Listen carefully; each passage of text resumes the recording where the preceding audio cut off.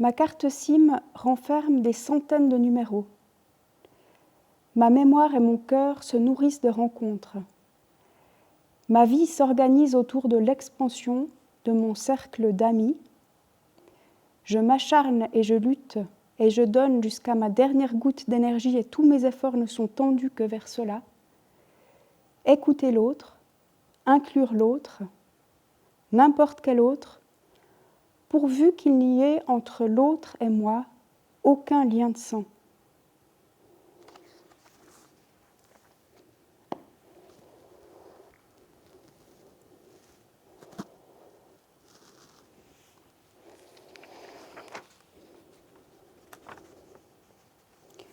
Sur une clé en bois clair, elle avait posé une baignoire Pinocchio. Son enfant faisait de grands gestes mal coordonnés et à chaque éclaboussure correspondait une cascade de rires purs. Le carrelage des murs portait un motif abstrait, des cercles concentriques verts et turquoise.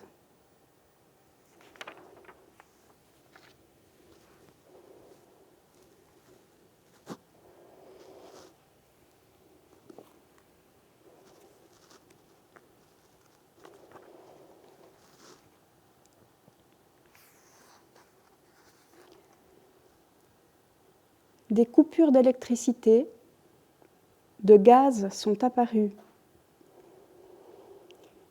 Tandis que l'ébullition de l'eau retombait d'un coup dans nos bouilloires et que s'interrompait la chanson qui nous aurait réconfortés, nos appareils nous avertissaient qu'ils fonctionnaient sur leur réserve d'énergie ou ne parvenaient plus à se connecter.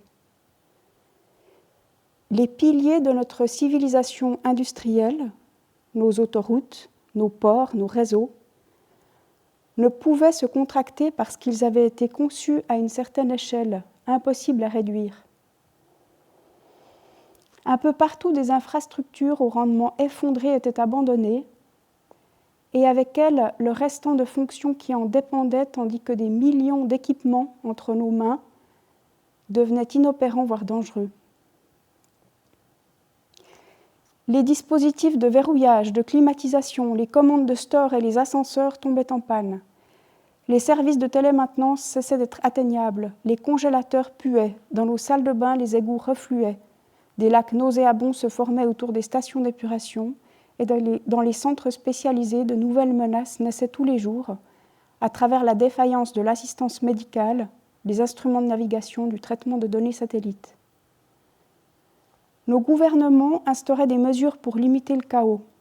Des hangars, dépôts de vivres et de matériel étaient mis sous garde en rase campagne.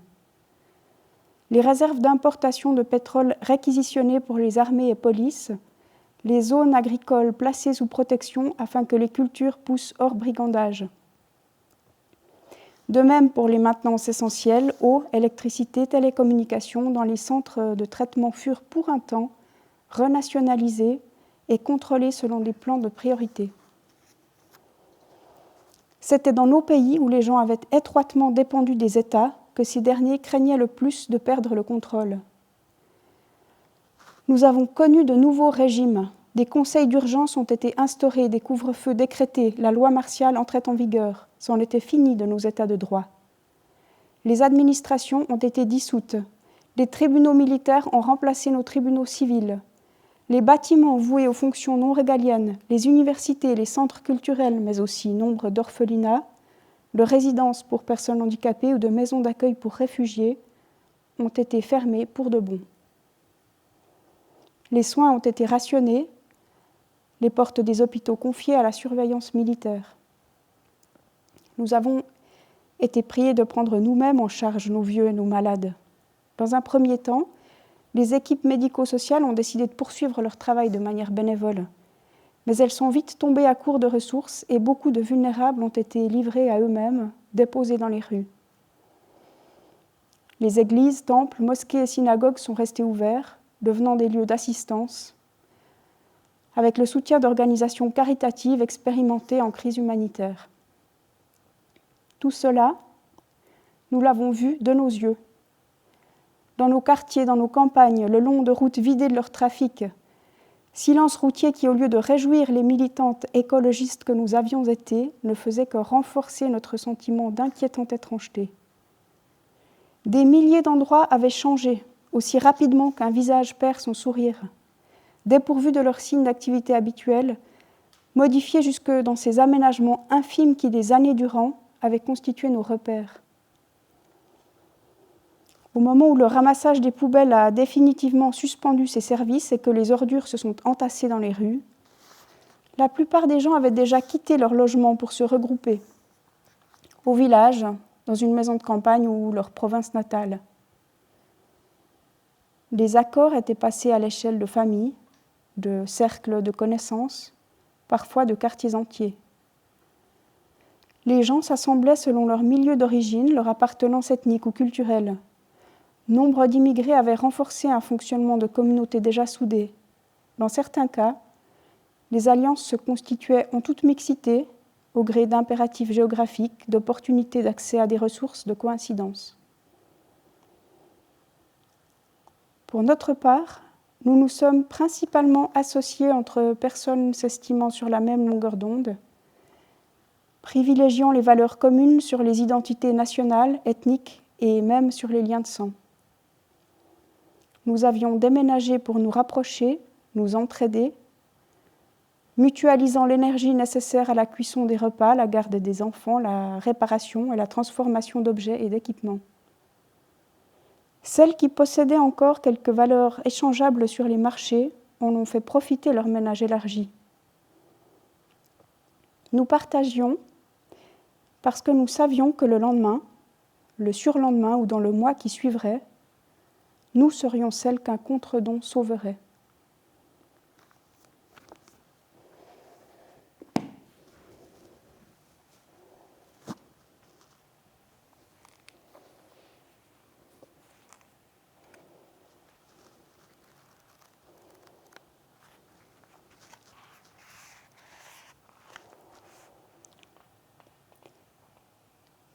Parce que moi, si, justement, ça m'intéresse.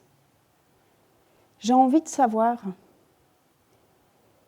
Ça m'intéresse quand quelqu'un, tu vois, de l'extérieur vient me dire qui je suis.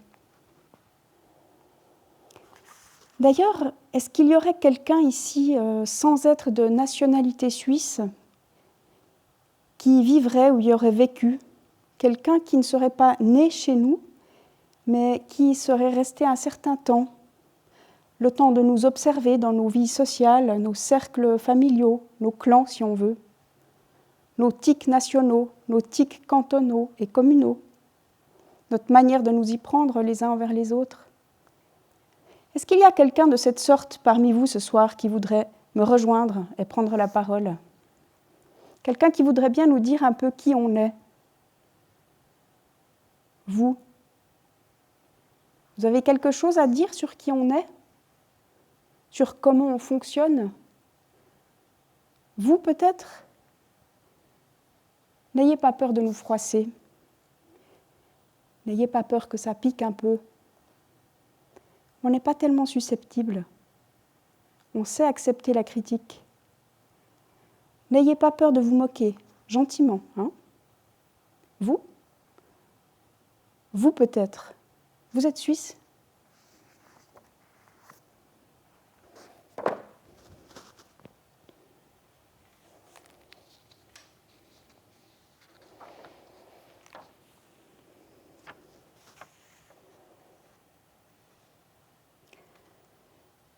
Les coussins sont mous. La fumée déroule de jolies fleurs cendrées. Le voisin vous raconte comment il est tombé à vélo l'autre soir quand il rentrait chez lui.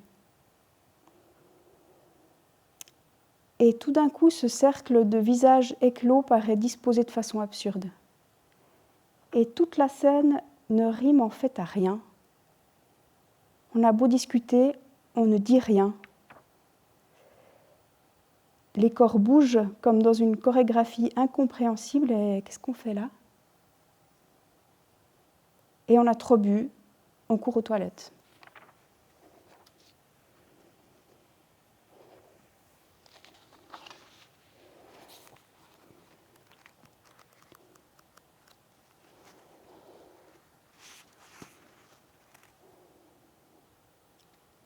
Elle est assise sur lui. Il a recommencé à la caresser, puis lui empoigne la taille des 2 mains. Elle a le sentiment d'être un vase ou d'être l'eau à l'intérieur de ce vase. Une exacte mesure. Ses paumes à lui en creuset. Les mains de Dan lui cerclent la taille, le bassin dont elle a conscience pleinement. Volume contenu entre 2 anses. Elle est dimensionnée précisément pour Dan, bâtie pour. En ce moment, il n'y a absolument rien d'autre à éprouver que leur précise adéquation. Et plus tard, il lui apprend un proverbe. Bolge biti piran negostar. Tu dis que ça veut dire ? Mieux vaut être bourré que vieux.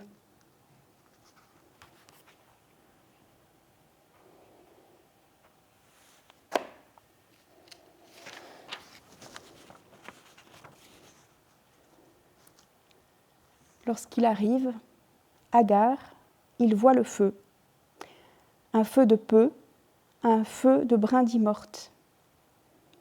Le tout amassé, construit. Il n'y a pas de foyer, pas de pierre, mais le sable tout de même semble aménagé en un cercle creusé.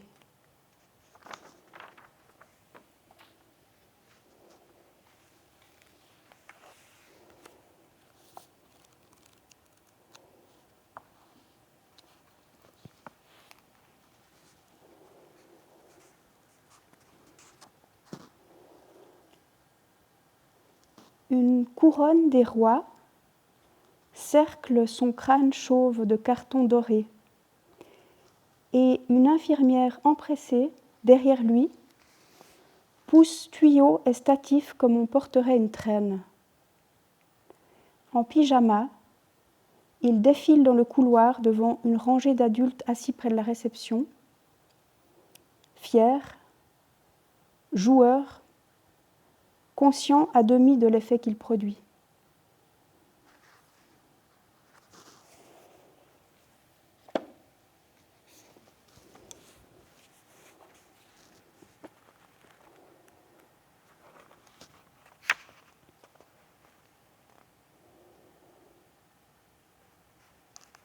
Quand il décroche, je me lance dans une tirade. J'y mets tout ce que je peux, m'excusant pour ce que j'ai dit la dernière fois et aussi de ne pas l'avoir appelé plus tôt.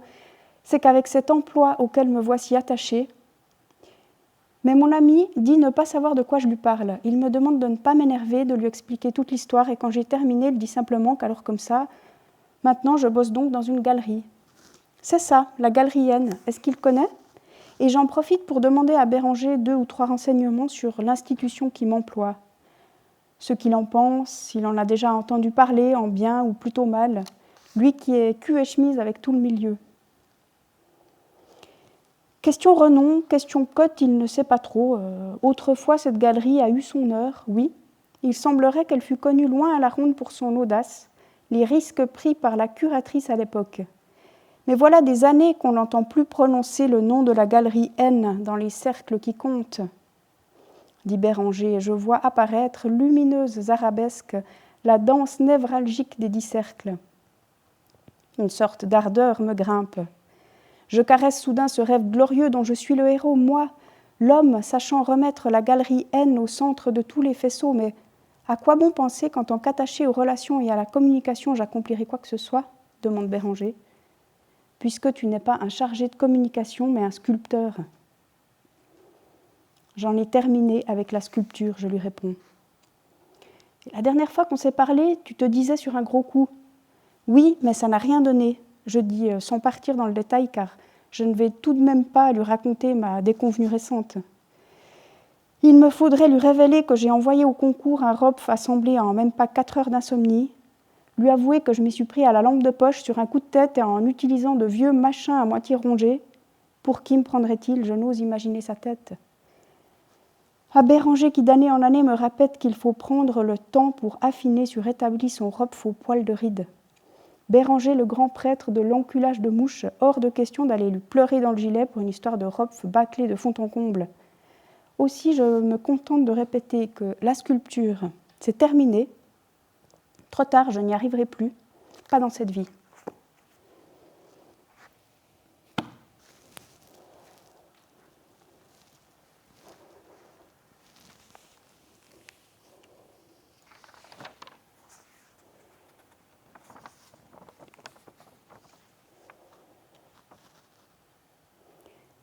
J'assiste à une conférence de mouettes qui se mettent à crier en même temps. Elles n'ont pas l'air d'exprimer une rivalité, mais seulement, en cercle sur le sol, de se faire plaisir, se donner à entendre les unes aux autres la preuve de leur existence unique dans la totalité alentour. Je pense, elles ont cette chance que nous n'avons pas de ne pas se demander qui elles sont.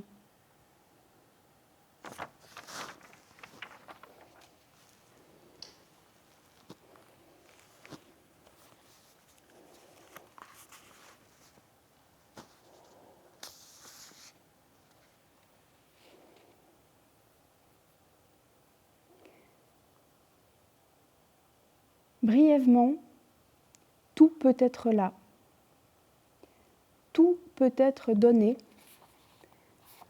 cependant que dans la vitre se reflète un carreau nord, au centre de quoi, coulé dans la résine, serti par un cercle de métal, cet aphorisme de Canetti. On ne peut rien faire, on peut pleurer, on peut devenir meilleur.